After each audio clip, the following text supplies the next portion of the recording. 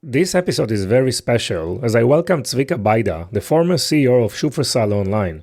Zvika has navigated a career path starting from practicing law to managing Israel's leading online grocery service, bringing a unique perspective on the intersection of legal acumen and business innovation. In our conversation, Zvika shares his experience with transforming Shufersal Online into a leader in the grocery sector. He emphasizes the significance of aligning business operations with customer needs and the role of technology in enhancing the shopping experience. This episode offers an in-depth look at the strategies behind Shufersal Online's success and the lessons Zvika learned about maintaining relevance and competitiveness in a rapidly evolving digital landscape. Tune in to gain insights into the effective leadership and innovation in the online commerce industry and how being customer-centric and focusing on the real needs of customers is crucial for success in the online grocery industry. So let's dive in.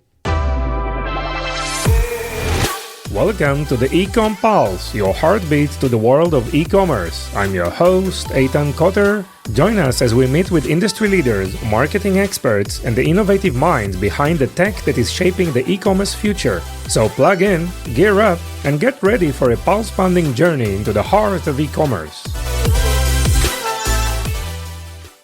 Hi, Zvika. How are you? Hi, good morning. Thank you very much. How are you? Wow, I'm doing well. Super excited about our chat today. You've been doing so much, Zvika. So maybe for the listeners who don't know you yet, let's start probably from your background, right? And your experience, and tell us who you are and what you're doing and working on these days. Sure, it's a pleasure. So happy to be here. I am 44 years old. I live in Ra'anana, which is a town close to Tel Aviv in Israel, originally from Jerusalem. I'm married to Maya, and I have three children, Gili, Dani, and Yali. So these are the most important facts in my background. And, in the end, everything relates to your sources, right? Sure. Anyway, born and raised in Jerusalem. After the military service, I went to the Israeli long trip abroad, came back, went to law school, was very interested in the legal studies. I thought that I'm going to be either a judge or a law professor. After a few years, the academic period was very interesting and very tempting, but after the internship and a few years in the practice as a lawyer, I decided that it's a good background, but not for the rest of my life, and therefore I was looking for an opportunity. Actually, before Shufersal, I was an investigator in the Israeli Securities and Exchange Commission, which is the authorities that is in charge of the audit and the legal enforcement of the law of the securities law and capital markets legal aspects such as inside information and other frauds. So I had a totally different occupation and background than what I did in the last decade or more than a decade.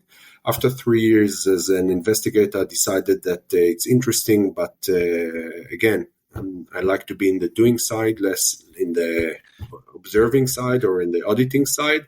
And I joined Shufersal very accidentally or in a serendipity way. I just was introduced to Itzik Aberkorn, who then was just appointed as the new CEO of Shufersal. I'm talking about the beginning of 2012, which is more than 12 years ago. He was looking for a chief of staff or an executive assistant with a background from law and capital markets, and I was apparently a good fit for that. And we met. By the way, the one that introduced me to him was his daughter, who I was a friend from law school from a few years ago. So here are some, the serendipity and how things are developed. And I began my role in Shufersal as a chief of staff. I was in charge of supporting the CEO office and with all strategy work, etc. We were mainly focused then. It was just after the big social protest in Israel, which was around the cost of living and high prices of, especially of the consuming goods and especially food, which is the most basic consumer goods, right? And we were very much focused on price reductions, on competition, on the very, floor management of the stores, of the supermarket stores of Shufersal, which was by then mainly a grocery brick and mortar company.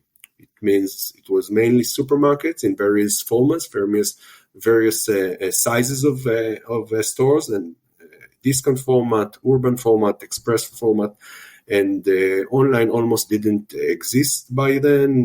Private label, many things that we have developed in the last decade were either didn't exist or were just in the very beginning.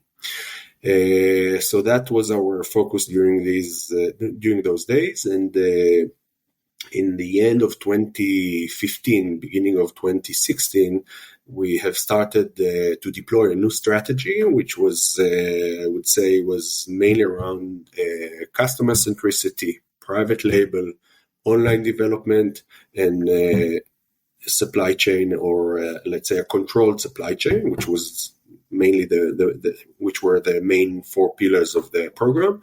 And I was very much involved in this whole orchestrating of this plan, and we have started to develop the whole notion of customer focus, customer service, experience management, etc. And it was totally aligned with the development of the online and the private label, which made us from a regular retailer, which is just, let's say, a mediator between supplier or producer and customer. We became kind of a supplier or a producer by ourselves. And so therefore you have to know how to manage relationship with consumers, right? And on the other end, online, unlike physical stores, it's a totally different story, and experience management becomes much more relevant than in the regular store, which is mostly around let's say location, and prices, I would say.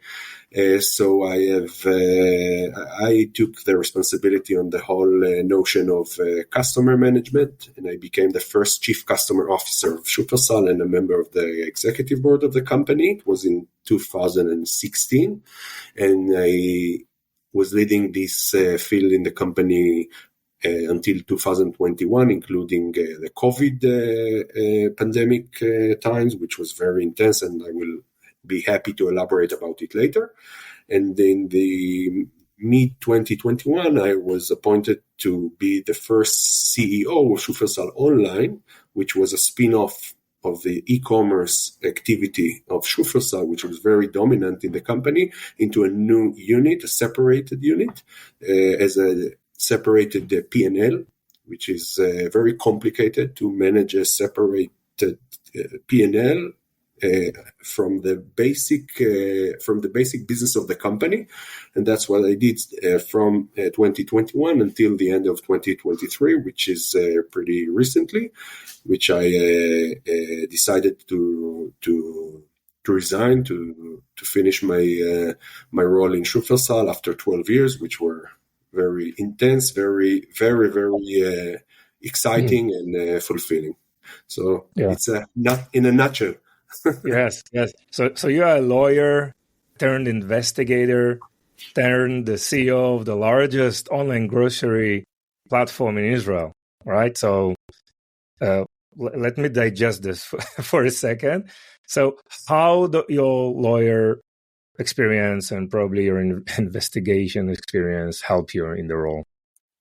I think a lot, because in the end, what does it mean to be a CEO? CEO means to be like a conductor, if you will, or to be the one who connects the dots, right? You don't have to be the best expert in any of the topics around the table, but you have to have a good ability and background to connect all the dots into one picture, one orchestra, one, let's say, a perfect picture, almost perfect picture. And therefore, I believe that if you have a diverse background and you have let's say, connectivity in your mind. I mean, you know how to connect the dots from the marketing side, from the legal side, from the finance side, from the operation side, and not only you are a professor in marketing. Okay, then you may be relevant for the e-com business, but in the end, if you don't have enough broad knowledge and experience and deep understanding of other domains, then you most likely won't be able to see the whole picture. So I believe that if you have to choose between people that have broad and wide experience with many fields that are related to this world, I'm not talking about taking someone who is a astronaut and let them manage e-com in grocery, okay? But if it's related in a way, then I think that it's much more relevant than just taking someone that is a big professor, is a big expert in a very narrow field, but has no background in other places. Yes. Obviously, no one knows everything. Everyone comes from a specific background, but the whole idea is to be in a continuous learning mode, right? So I guess you have to learn all aspects of the business, from supply chain, warehousing, right? We talk about your automated operation probably in this episode, and obviously on the various marketing tactics. And I know, and correct me if I'm wrong, Shufersal today, I mean, the online sales are accounting to close to 20% of the overall business of the company, which is like really an amazing piece of data, because the rest of the world is obviously operating. I assume it's a single digit number, is probably 4 or 7%, like in other countries. This was something that you figure out from the get-go, is a KPI, or how do you think, is it something specifically to Israel? How do you explain this data, which is very, very unique?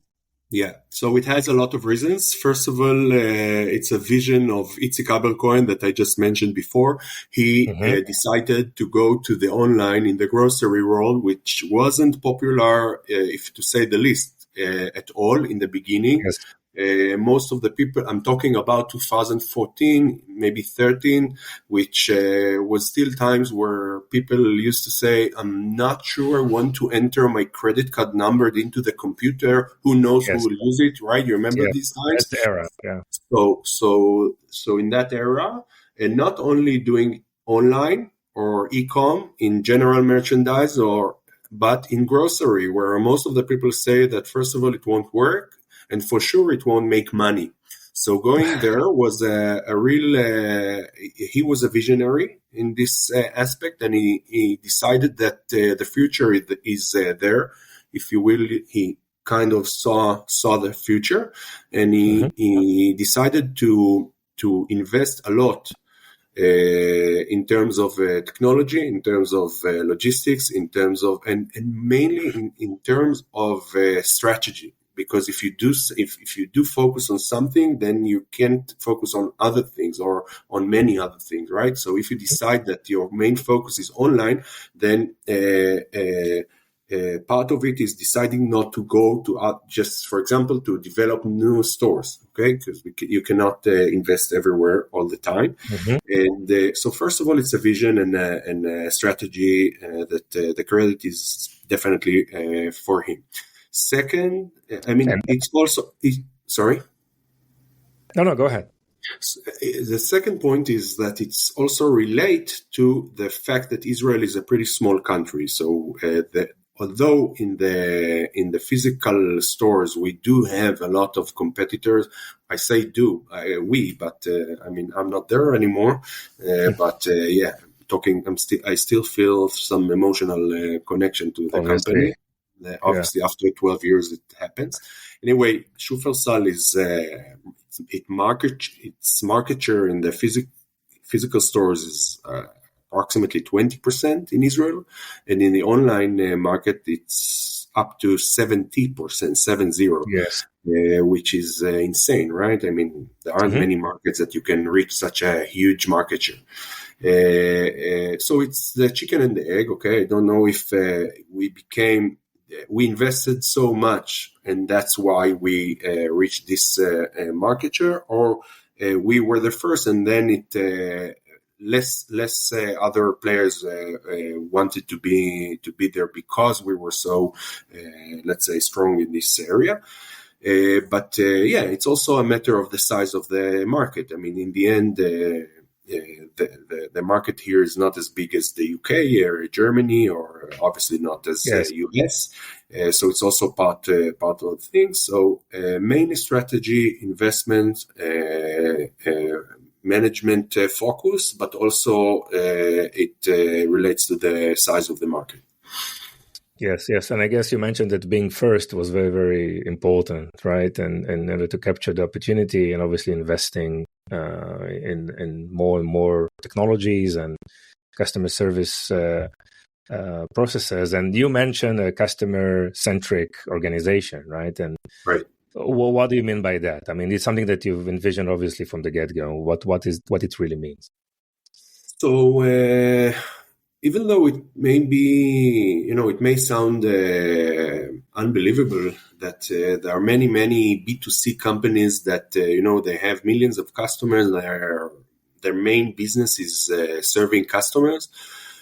Unfortunately, most of the companies in the world are still not customer focused. By being customer focused, I mean thinking about the customer backwards and not thinking about the organization and going forward to the customer.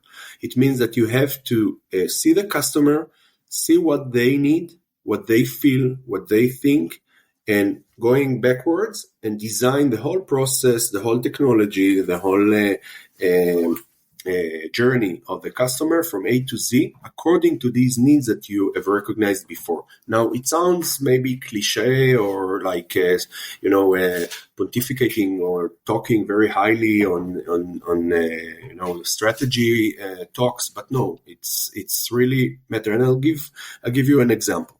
How many times you've called a call center in a company and you were waiting for 10 minutes, and then you reach the agent and they say, no, you've reached the service, the sales call center, you need the other one, please take a number and call. And you say, no, I was waiting online, I was calling you, I need you to support me, and you're sending now to do the job that you haven't done because your IVR or this, the tool that enabled the company to distribute the calls doesn't work properly.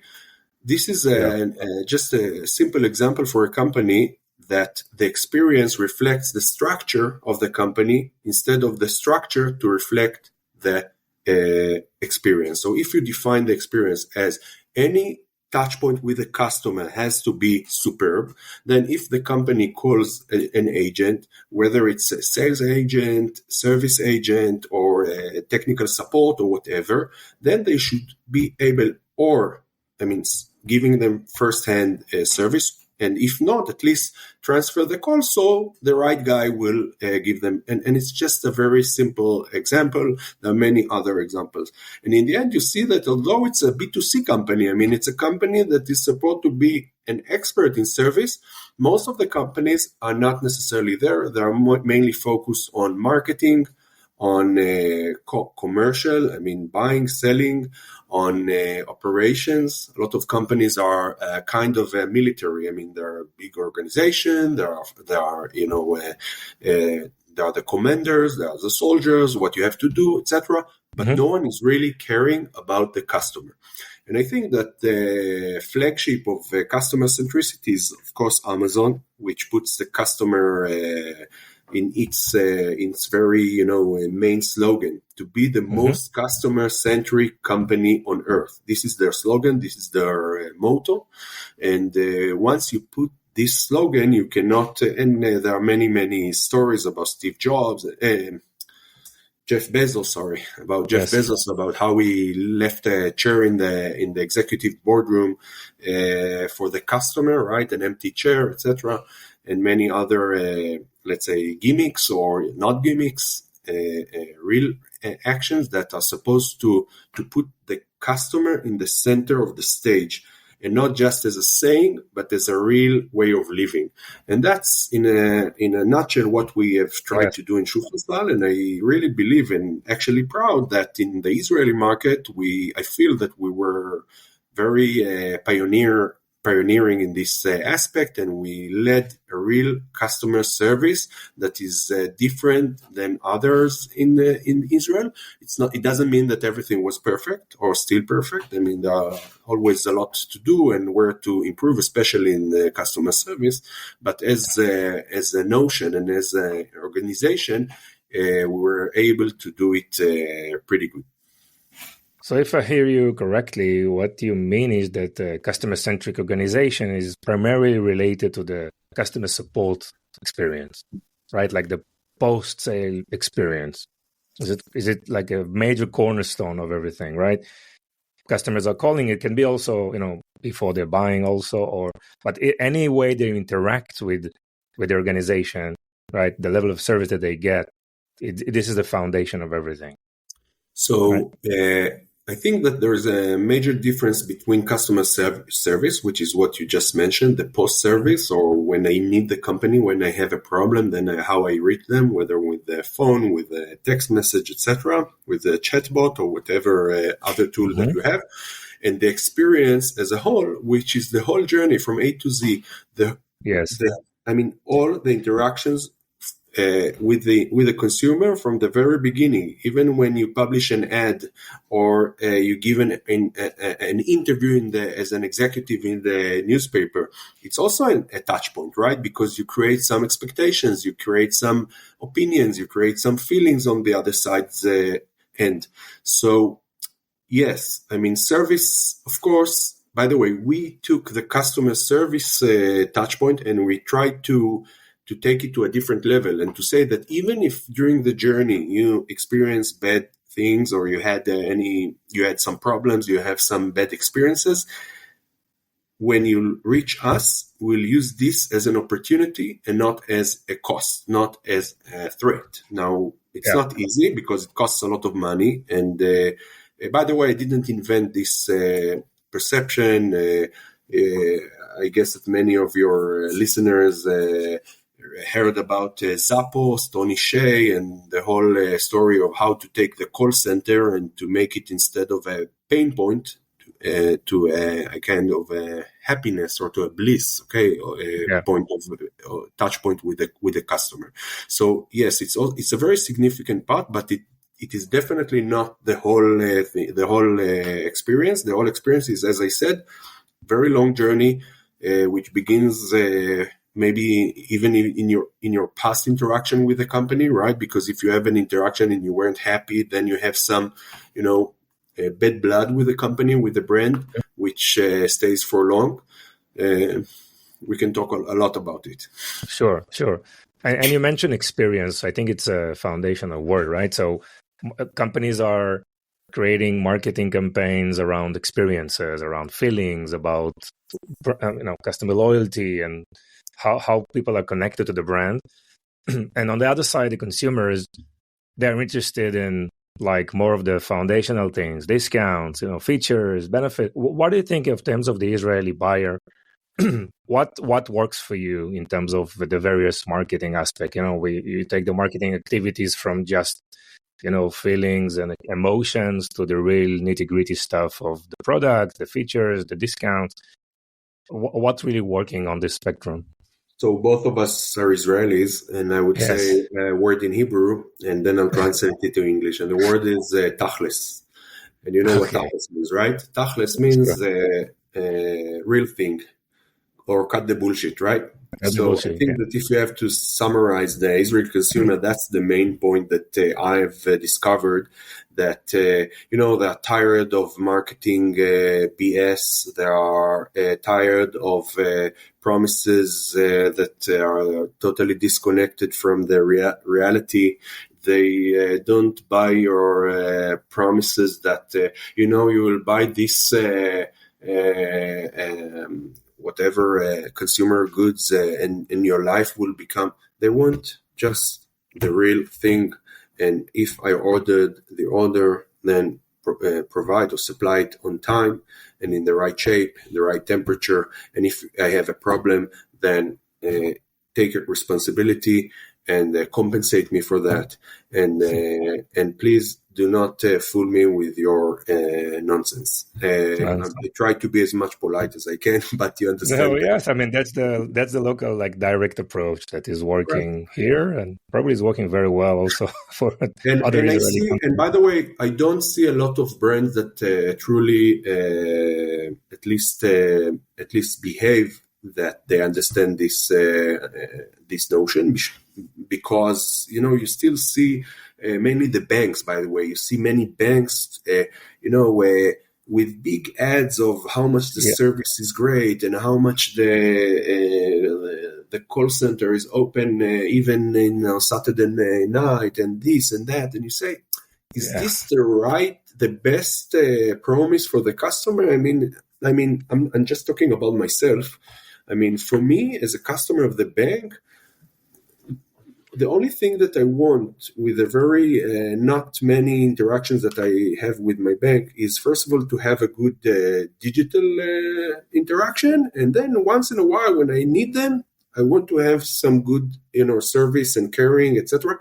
That's it. I haven't got married to the bank. I'm not looking for talking to them at 11 at night, unless really something unusual happens. So I think that still people try to go to do the shortcut and to use the marketing and the easy way, and not working on the real thing. Working on the real thing is very difficult. It's very hard. I mean, if I have a problem in the fruit and vegetables in Shufersal Online, and I see that many customers either complain or just don't buy, fixing it is a big headache. Not to say, open heart surgery in the company, because, you have to go to the farmer, and you have to go to the whole supply chain, and you have to check your cooling systems, and you have to check your packages system. I mean, it's a big thing. It's much harder than creating a new ad in the TV, although it costs a lot, but it's easy. Mm-hmm. It's easy if you have money. So doing the right thing is easy to say, not easy to execute. Yeah, makes a lot of sense. So 2017, you did a big push to online, which was probably the best timing because 2020 with COVID, and you actually, I think, increased revenues by 50% or close to 3 billion new Israeli shekels, right? And now we are in a post-COVID era, inflation and interest rates are a little bit on the higher side. Right. A lot of focus on profitability. What are the characteristics today and the major targets for the company? So yes, we have the period of 2017 until 2019, including 2019, which was the gold rush, right? Again, especially because of the Amazon development in every area, including Israel, which at least says there were a lot of rumors that Amazon is going to control or to enter the market, and everyone was just running to become the local Amazon, etc., including us. Then COVID came, and it was just eat as much as you can. I mean, just the question was not what's the demand, but how much you can supply. And thank God since we were investing many years before in infrastructure, because it's not enough that there will be so much, let's say unlimited demand, right? You have to be able to supply it. And it's not only, I gave an example from the banks. Retail, unlike banks, in banking, most of the event is here. It's just in the digital sphere. But when you're talking about retail, the digital experience is just it's just the first step. Then you have to have employees to pick the goods. First of all, you have to have enough inventory, right? You have to have enough inventory. You have to have the warehouses. You have to have the pickers. You have to have the delivery guys. So you have to have a lot of resources to execute this big wave that came with COVID. And as you said, we grew from 2 to 3 billion shekel in a year, which is insane. And it was a very good year in terms of, the That's financial. billion, right? With the B. Yeah. Billion. Yeah. Billion. So it was a 50% growth, which is, as I said, something that once in a lifetime happened. At least that's what we've experienced so far. And then,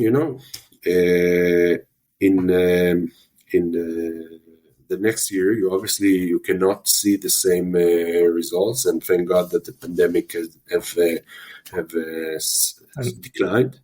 And we had to deal with the new world. And, although everyone knows that things like that don't take place forever, still people in every bubble behave like they're and not only in retail. I'm just talking about the world. It's like in the high-tech bubble that took place, especially in 2021, right? You saw all the companies are going and hiring people and, getting more and more fat. And then everyone knows that this bubble one day will be blow up, right? Yeah. But still people do the same thing, and then things go down. So in grocery, since we're in grocery, our main business was grocery, non-food was 5 to 7% of the business. So it wasn't so significant, the decline. But we've experienced less demand. People started again to go to work, to go to trips abroad, etc. And consumption online went down in approximately 4 to 5% in 2021 and in 2022. And in parallel, the world started to squeeze because of what you just mentioned, economic situation, recession, inflation. People have less money in their pockets, and there are more. Let's say they will think twice before they'll spend every dollar in your business. And what I saw is many companies, not only in our industry but in the whole business world, going back to basics, going back to operations, going back to customer service, going back. So although the AI revolution is in the background and everyone is talking about AI, but frankly, except for special points here and there, you don't see it deployed so far, at least in our businesses. And the main thing is that we are going back to the warehouses, how to do it more efficiently, how to do it with less costs, how to get employees, because in these professions, hiring people became a big headache. And therefore we replaced some of the infrastructures instead of people with automation and robotics. And these were the main focuses points of ours in the last, let's say, in 2023. And now, in Israel, we have our unique challenges. So I believe that it even became more challenging. Yes. I wanted to ask about the automated operation. I mean, you've invested a lot in building one of the world's largest automated warehouses. And so what was the driver for that? And share us a little bit more, because this topic is really, really interesting. Yeah. So first of all, I remind you that most of the people don't believe that grocery online can make money, can make money, and not just make the top line, but also the bottom line. The bottom line. So this is the challenge that is always in the background. Now, in addition to that, as long as the years pass. Along the years, we were in more and more challenges to get people to the work, because especially, by the way, after COVID, hiring people became a big challenge.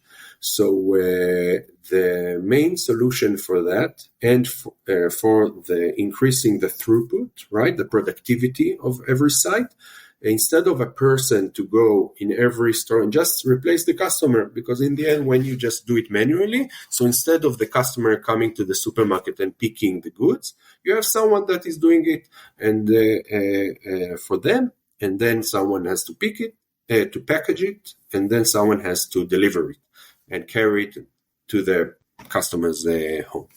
Instead of that, we started to see more than 10 years ago, especially, by the way, in Europe were, especially UK and Germany, more and more companies that started to use automated centers to replace the manpower in this aspect, but not necessarily in the whole picking journey. Sometimes just in the ambient department, okay, where you don't use refrigerators. Sometimes as a whole, we saw the development of Ocado. Ocado is the biggest online retailer in UK, which is all about automation technologies and robotics. They're very, very successful there, and they not only doing, just like Amazon, not only doing it for them, but they also sell, just like AWS, they sell their systems in other retailers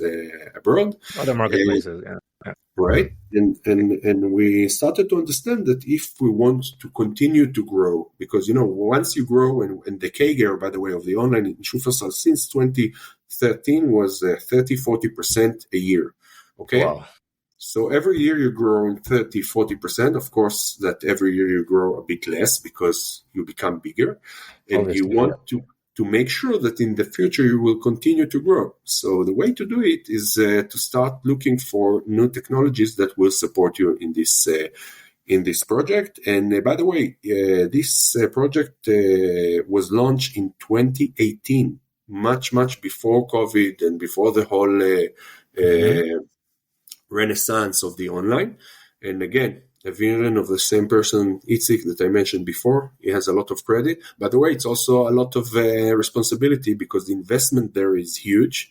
Long story short, after 4.5 years, we started one center in Kadima, which is a small town in the Sharon area in Israel, and the biggest center in Modi'in, which was launched exactly a year ago, was under my responsibility as the CEO of the online, the biggest in the world, the biggest center, CFC, Customer Fulfillment Center in the world, 42,000 square meter, which is huge, which is just a huge building, which is just dedicated to online picking.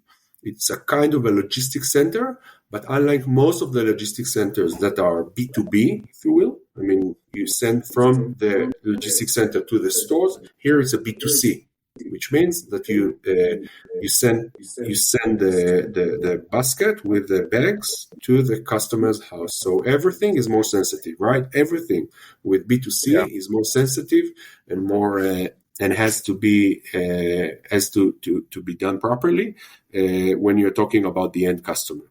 It's a big challenge. They're still ramping up. The investment is huge, few millions of shekels investment. I believe that it will take time, but in the end, this is the future of the game. I mean, in the end, you can't just be dependent on the human being to do this very hard and physical work. Yes, it's obviously expediting deliverables, streamline of processes, getting analytics and data in real time, costs, benefits. Obviously, that's all needs to come in place and it take years to implement. Yeah. Great, Zvika. So from your background and experience as a CEO, what are some of the tips that you can provide to other digital leaders out there? So although it's a cliche, but focus on the customer, understand the customer needs. Don't try to be over sophisticated. Just try, because it's an ocean of opportunities or of challenges. Depends where you come from. And in the end, if you want to do it properly, you have to to do some to do some focus and to decide what is more important than other things.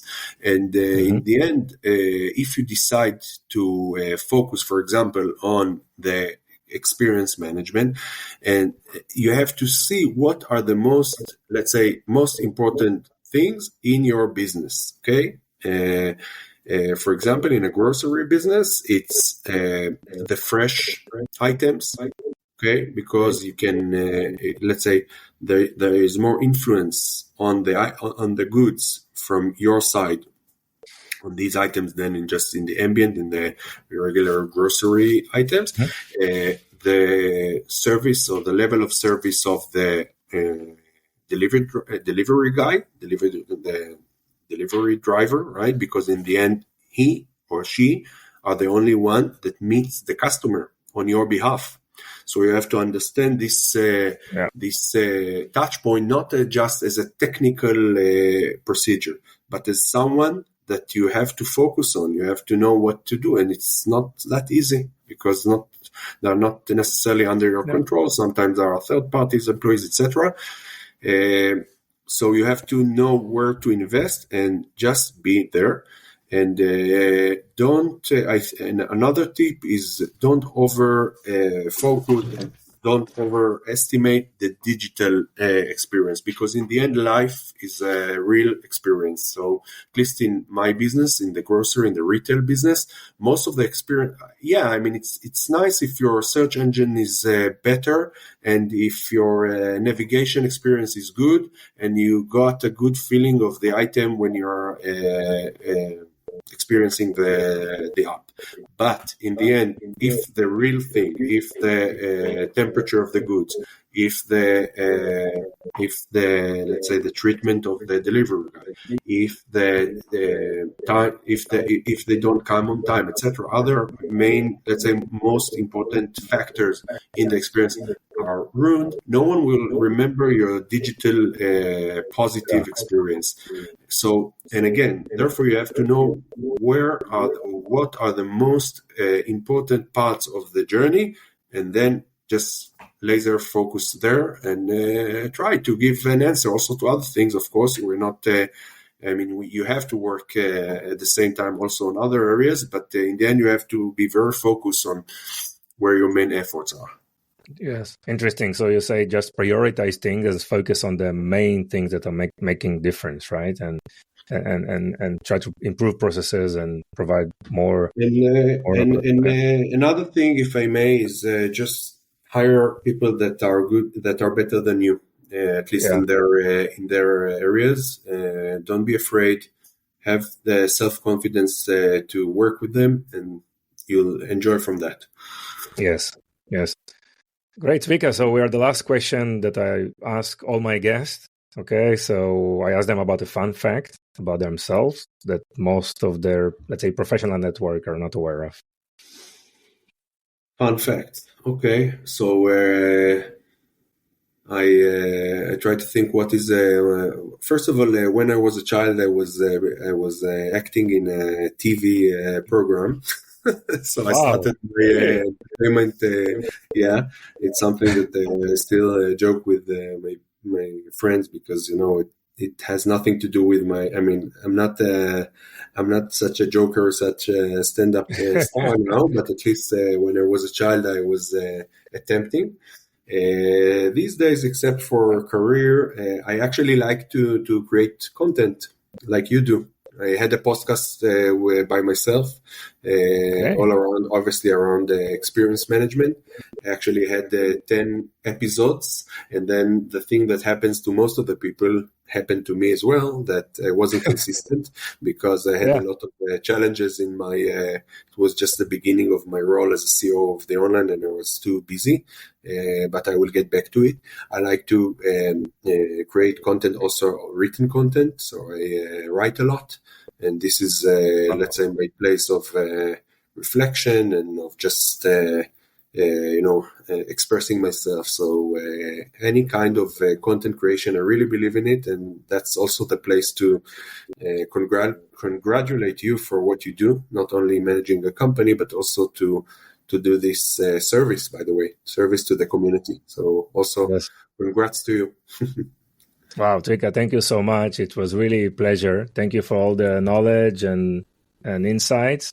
I wish you all the best in the new pursuit, right? In the next roles that you are obviously working on. And please start create. I mean, 10 is like the magic number for podcast episodes. Something happens on the 10th episode that I think more than 90% of the hosts are stopping for some reason. But yeah, I hope I inspired you to go back podcasting, and obviously would love to read more about anything that you have to share. So really appreciate the time, and thank you so much. Thank you, Eitan. It was a pleasure, and really enjoyed it. Thank you. Okay, bye-bye. Bye. Thank you for joining us on this episode. Your support means the world to us. If today's episode has been insightful for you, consider sharing it with someone who would also benefit. Even one share can make a big difference. Looking to elevate your e-commerce game? Discover Vimy, a multi-channel e-commerce platform that will transform your business with the power of shoppable video. Visit us at vimy.net to learn more. It's Vimy, VIMMI.net. Thank you for being part of our journey. Stay tuned for more invaluable insights in our next episode.